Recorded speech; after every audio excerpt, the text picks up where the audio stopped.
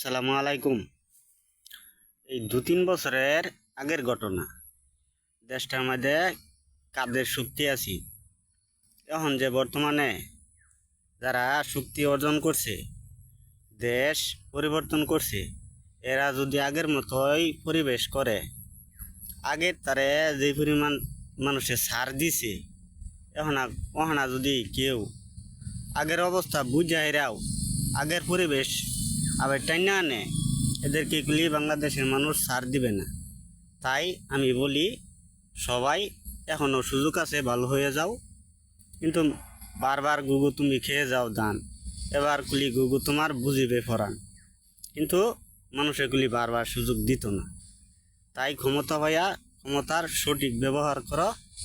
যেই কাজ করলে মানুষের উপকার হবো এই কাজ করো, আর যেই কাজ করলে মানুষের ক্ষতি হবো ওই কাজ থেকে দূরে থাকো। ধন্যবাদ।